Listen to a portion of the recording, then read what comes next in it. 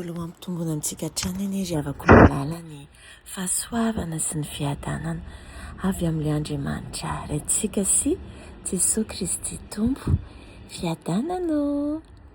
Faly miarabantsika rehetra indray ny tenako amin'izao ora sy fotoana izao, ary faly ihany koa mampita izay hafatra mafonja tia ny tompo ambara amintsika.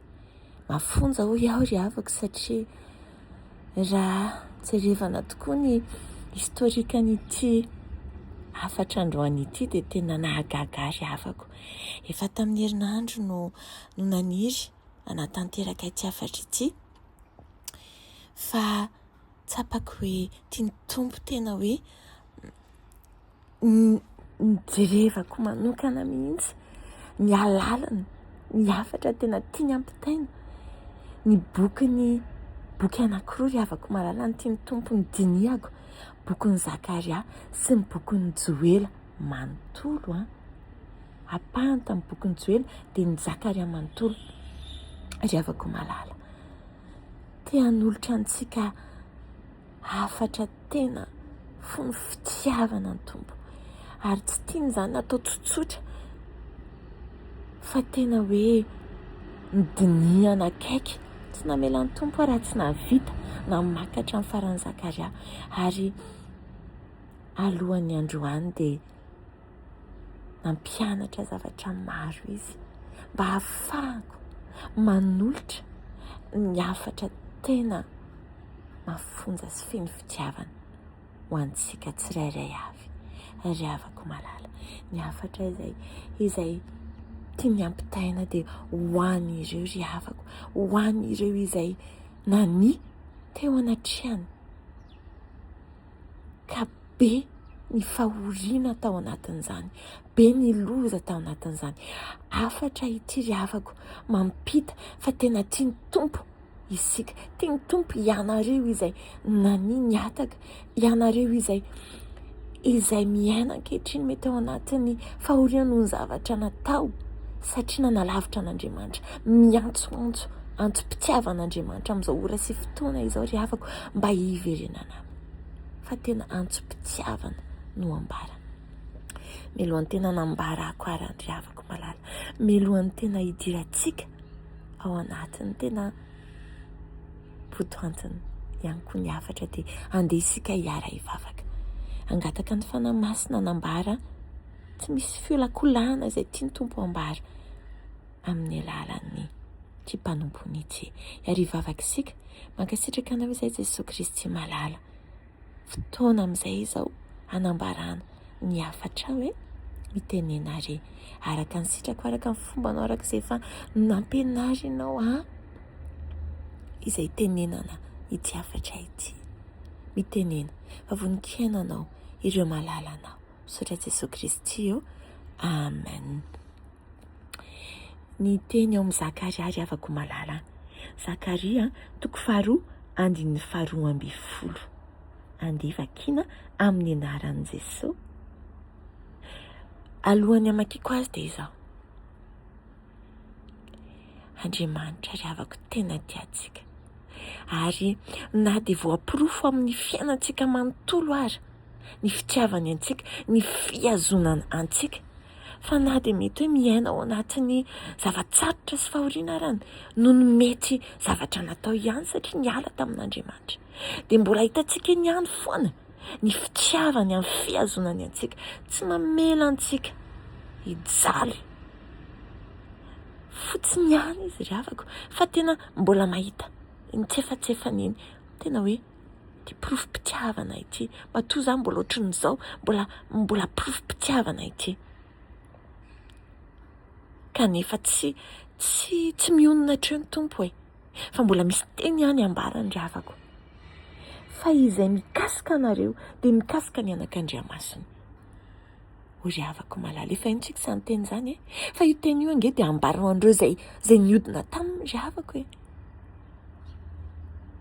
tsy hoe ho andreo izay mijanona ao an-trano, ho andreo izay nifikitra taminy, fa ho andreo izay nanalavitra azy io teny io ry havako, izay mihitsy nahatonga ny tompo tiany hoe zaloha mandinika n'ilay Zakaria manontolo inona ka ny zava-nisy. Ny zanak'Israely dia niodina teo anatrehan'Andriamanitra, dia rehefa niodina teo anatrehan'Andriamanitra ny zanak'Israely ry havako malala dia be tokoa ny fahoriana izay nanjo azy ireo, indrindra ny fahababoana ka nataon'ireo firenena nambabo azy tena tsinotsinona izy ireo. Miantso Andriamanitra, miverena amiko e, fa ianareo anie dia tena mamiko e, ary izay mikasika anareo anie dia mikasika ny anak'Andriamasiko e, izay tonga tamin'ity teny ity, tenim-pitiavana io ry havako malala. Miantsoantso tahaka ny ray izay miantsoantso ny zanany, tsy mampaninahary izay nataonao e, fa avy miverena amiko fa raisiko indray ianao e, ary izay rehetra tsy nety teo amin'ny fiainanao dia izao no andamina izany. Tahaka izany anie ry havako, ary tsaroako ilay fampianarana kely nataon'ny mpanompony'Andriamanitra izay nanao tantara kely izy dia hoe ilay iray izay nanana zanak'Anani teo anatrehany, Pako ny anaran'ilay zaza tamin'izay tsaroako tsara. Io Pako io nani teo anatrehan'ny dadany dia lasa izy nandeha. Rehefa lasa izy nandeha dia tena nalahelo mafy ny dadany ka nietrehitra tena be ny fahorian'iny zaza iny, ahoana reny atao.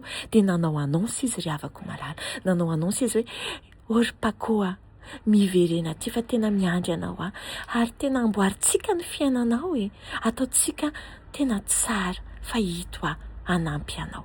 Nalefa ny annonce izany ry havako tamin'ny gazety, tamin'ny télé, tamin'ny radio, dia ahoana ry havako nafinaritra. Be dia be ny anarana Pako niverina, be dia be ny anarana Pako niverina tamin'iray. Maro izany ireo izay nani, fa nandray izany dia be dia be ny Pako niverina tany an-trano.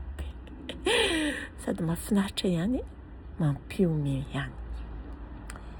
Ry havako malala, tahaka izany ny ataon'Andriamanitra amintsika.